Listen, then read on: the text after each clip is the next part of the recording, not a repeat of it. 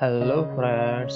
आज के इस वीडियो में मैं आपको बताने वाला हूँ कि ओवर वोल्टेज की एरर हमारे वीएफआई में क्यों आती है एंड उसको हम कैसे सॉल्व कर सकते हैं, वो मैं आपको आज इस वीडियो में बताऊंगा। ठीक है, तो चलिए सबसे पहले मैं आपको बताना चाहता हूँ कि ओवर वोल्टेज की एरर जो आती है उसको कोई कोई वीएफआई में एज OV1, OV2 या OV3 के जैसा इंडिकेट करता है। ठीक है, और कई कई वीएफआई में उसको सिर्फ OV एज इंडिकेट करता है और कई वीएफआई में उसको एज OU इंडिकेट करता है। ठीक है, तो ये सभी एरर का मीनिंग होता है ओवर वोल्टेज। ठीक है, तो इसको हम कैसे सॉल्व कर सकते हैं वो मैं आपको आज इस वीडियो में बताऊंगा। ठीक है, तो चलिए सबसे पहले जानते हैं कि हमारी वीएफडी में ओवी की एरर जो आती है, ओवर वोल्टेज की एरर, वो क्यों आती है। ठीक है, यहाँ पर जो डीसी बस की वोल्टेज होती है वो हमारी जो नॉर्मल वोल्टेज से बढ़ जाएंगे तो हमारी जो कंट्रोल सर्किट है वो सेंस कर देगी। ठीक है, कि अभी हमारे जो यहाँ पर डीसी बस के वोल्टेज है वो नॉर्मल जो वोल्टेज है उससे बढ़ गए तो वो ओवर वोल्टेज की एरर इंडिकेट कर देगी। ठीक है,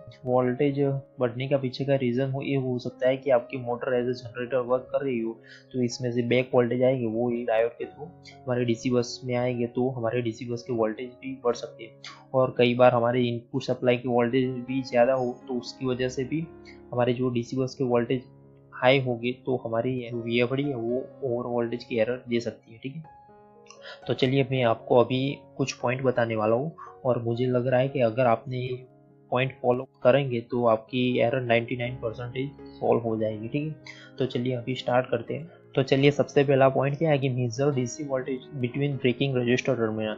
मतलब कि यहाँ पर जो हम ब्रेकिंग रजिस्टर लगाते हैं तो उसके टर्मिनल यहाँ पर प्लस एंड पीबी है। ठीक है, और कई वीएफडी में इसको एज ए B1 B2 भी इंडिकेट करते हैं। ठीक है, तो हमें क्या करना है कि इसके अक्रॉस में डीसी वोल्टेज मेजर करने हैं। ठीक है, डीसी वोल्टेज हमको प्लस एंड पीबी के अक्रॉस में मेजर करने हैं और देखना है अगर ये वोल्टेज 400, 500, 600 या उससे भी ज़्यादा इंडिकेट कर रहा है प्लस एंड पीबी के बीच में, तो आपको समझ लेना चाहिए कि आपकी जो वीएफडी के अंदर ब्रेकिंग की सर्किट है उसमें कुछ प्रॉब्लम है या आपका आईजीबीटी है वो ब्रेकिंग से फेल हो गया है। ठीक है, तो ये हो गया हमारा पहला पॉइंट कि हम कैसे हमारी एरर को डिटेक्ट कर सकते हैं। ठीक है, कि हमारी वीएफडी में प्रॉब्लम है या कोई आउटसाइड में इशू है। ठीक है, तो ये हो गया हमारा पहला पॉइंट। दूसरा पॉइंट क्या है कि आपके सप्लाई में जो वोल्टेज आते हैं वो उसकी लिमिट से ज़्यादा है तो भी आपकी जो वीएफडी है उसमें डीसी वोल्टेज ज़्यादा बनेंगे तो वो ओवर वोल्टेज की एरर इंडिकेट कर सकती है। ठीक है, और कई बार कोई पावर स्पाइक या सर्ज के कारण भी कुछ माइक्रोसेकंड के लिए वोल्टेज बढ़ जाएंगे तो भी आपकी वीएफडी ओवर वोल्टेज की एरर दे देंगे। ठीक है, तो उसके लिए आपको क्या करना है कि आपकी ये सप्लाई की जो वोल्टेज है उसको चेक करना है। आपको phase to phase AC voltage check करना है एंड फेस टू ग्राउंड भी एसी वोल्टेज चेक करना है कि वो उसकी लिमिट में है या उसकी लिमिट से बढ़ गए हैं। ठीक है, अगर आपको कंटिन्यूसली आपको कोई वोल्टेज स्पाइक या सर्ज का इश्यू रहता है तो आप उसमें जो वीएफडी की सप्लाई के आगे ट्रांसफॉर्म या रिएक्टर कोई ऐसा जो चौक कहते हैं उसको यूज कर सकते हैं। ठीक है, तो उससे क्या जो स्पाइक या सर्ज होंगे वो उसके कारण सप्रेस हो जाएगा। ठीक है, तो ये हो गया हमारा दूसरा पॉइंट। अभी तीसरा पॉइंट क्या है कि disconnect the motor from the drive and run the drive with the full speed. मतलब क्या है कि हमें जो हमारे वीएफडी में से मोटर के छेड़े को निकाल देना है। ठीक है, और बाद में हमें हमारी वीएफडी को पावर ऑन करके इसको रन करना है और उसको फुल स्पीड पर रन करना है और चेक करना है कि अभी हमारी जो वीएफडी में एरर ओवर वोल्टेज की आ रही है या नहीं आ रही। अगर ओवर वोल्टेज की एरर मोटर के छेड़े निकालने के बाद भी यहाँ पर इंडिकेट करती है तो आपको समझ लेना चाहिए कि आपकी जो वीएफडी है वो फॉल्टी है। ठीक है, इसमें कुछ हार्डवेयर साइड इश्यू है तो आपको इसको रिपेयर करवानी पड़ेगी। ठीक है, तो ये हो गया हमारा तीसरा पॉइंट। तो अभी नेक्स्ट फोर्थ पॉइंट क्या है कि चेंज द कंट्रोल मेथड और एडजस्ट द V/F पैटर्न। मतलब कि हम जो हमारी वीएफडी में जो कंट्रोल मोड यूज करते हैं, मतलब कि कोई में V/F कंट्रोल मोड होता है, किसी में ओपन लूप वेक्टर कंट्रोल होता है या क्लोज लूप वेक्टर कंट्रोल होता है। तो हमें क्या करना है कि V/F की जगह पर हमें ओपन लूप वेक्टर यूज कर सकते हैं। ठीक है, तो उससे क्या होगा कि हमारे जो डीसी बस के वोल्टेज वो कंट्रोल हो जाएंगे। कई कई एप्लीकेशन में ऐसा होता है कि V/F के कारण भी वीएफडी एरर इंडिकेट करती होगी, तो उससे क्या है हम जब भी कंट्रोल मेथड चेंज करके ओपन लूप वेक्टर कर देंगे तो हमारी वीएफडी में एरर चली जाएगी। ठीक है, तो ये हो गया हमारा फोर्थ पॉइंट। अभी next point assertion declaration time के बारे में।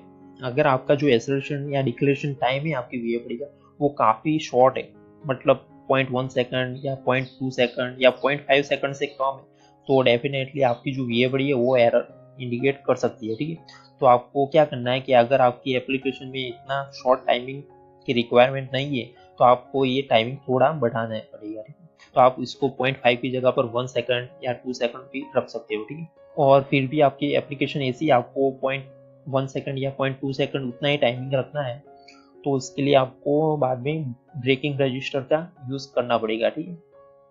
तो वो मैं आपको लास्ट पॉइंट में बताता हूँ, ठीक है। अभी नेक्स्ट पॉइंट क्या है कि आपको मोटर को यहाँ से डिस्कनेक्ट कर देना है, ठीक है। बाद में आपको मोटर के ओम्स को चेक करना है। पहले तो आपको फेस टू फेस में उसका रेजिस्टेंस चेक करना है, ठीक है, कि उसका रेजिस्टेंस तीनों फेस टू फेस में सेम आ रहा है या डिफरेंट आ रहा है, ठीक है। बाद में उसको फेस टू ग्राउंड भी हमें चेक कर लेना है, ठीक है। हमें कोई भी एक फेस से उसका ग्राउंड के साथ कोई शॉर्टिंग तो नहीं है ना, वो भी चेक कर लेना है। तो ये हो गया हमारा ओम्स का मेजरमेंट। तो उससे भी अगर आपकी मोटर फॉल्टी होगी तो भी आपकी जो VFD है वो ओवर वोल्टेज की एरर दे सकती है, ठीक है। तो इसीलिए आपको मोटर के ओम्स भी एक बार चेक कर लेना है, ठीक है। नाउ नेक्स्ट पॉइंट इज, अगर आपकी एप्लीकेशन कोई ऐसी है जहाँ पर आप दो मोटर को यूज करते हैं और उससे एक ही रोल को घुमाने के लिए, ठीक है, क्योंकि उसका वजन काफी ज्यादा है तो आप दो मोटर को दोनों साइड यूज करते हैं और एक ही रोल उससे घूमता है तो ये दोनों VFD जो उसमें लगी होती है उसको सिंक्रोनाइजिंग प्रॉपर होना चाहिए, ठीक है।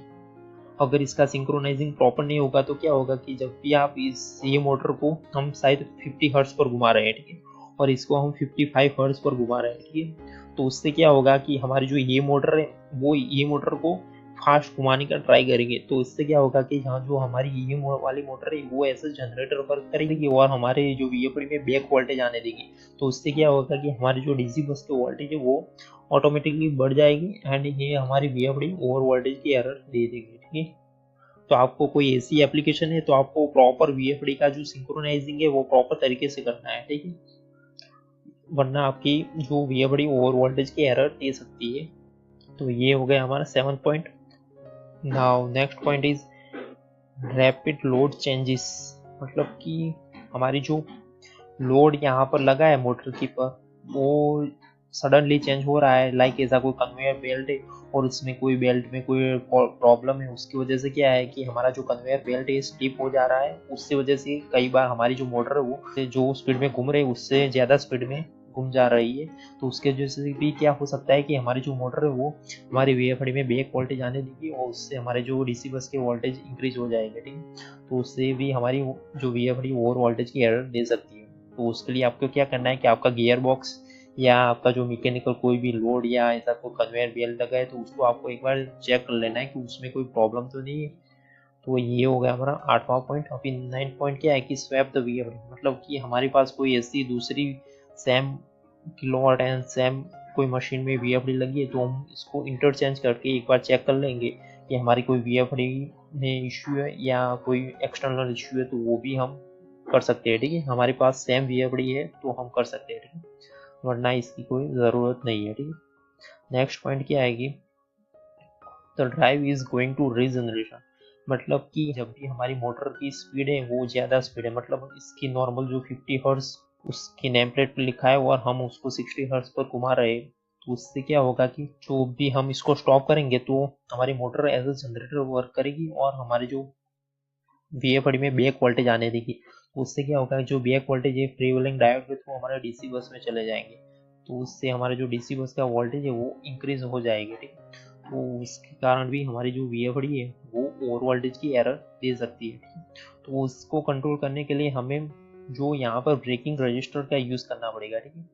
तो ब्रेकिंग रजिस्टर का कनेक्शन हमें P एंड जो PB पॉइंट है उसके बीच में हमें ब्रेकिंग रजिस्टर का यूज़ करना है, ठीक है। इससे क्या होगा कि जब भी यहाँ पर DC बस के वोल्टेज इंक्रीज होंगे तो हमारे जो VFD की कंट्रोल सर्किट है वो हमारे ब्रेकिंग के IGBT को सिग्नल देगी। तो उससे क्या होगा कि ये IGBT ट्रिगर होगा तो क्या होगा कि जो DC बस का वोल्टेज बढ़ गया वो पॉजिटिव यहाँ से होकर हमारे जो ब्रेकिंग रजिस्टर के थ्रू होकर नेगेटिव में चला जाएगा, मतलब ये हमारे रजिस्टर के थ्रू हमारा जो एक्स्ट्रा पावर है वो डिसिपेट हो जाएगा। तो ये भी एक पॉइंट है कि जब भी आपकी कोई एप्लीकेशन ऐसी जहाँ पर डिक्लेरेशन टाइम काफ़ी शॉर्ट है या आपकी मोटर की स्पीड काफ़ी ज़्यादा है और आपकी VFD ओवर वोल्टेज की एरर कंटिन्यूसली जब भी उसको स्टॉप करते हैं तो देती है, तो आपको वैसे टाइम पर ब्रेकिंग रजिस्टर का यूज़ करना पड़ेगा। ठीक है, तो ठीक है फ्रेंड्स, ये हो गए हमारे जो VFD में ओवर वोल्टेज की एरर क्यों आती है एंड उसको हम कैसे सॉल्व कर सकते हैं, वो मैंने आपको आज इस वीडियो में बताया। ठीक है, और अभी भी आपको इसमें कोई भी प्रॉब्लम है तो आप नीचे कमेंट में लिख सकते हो, मैं उसका आंसर जरूर दूंगा।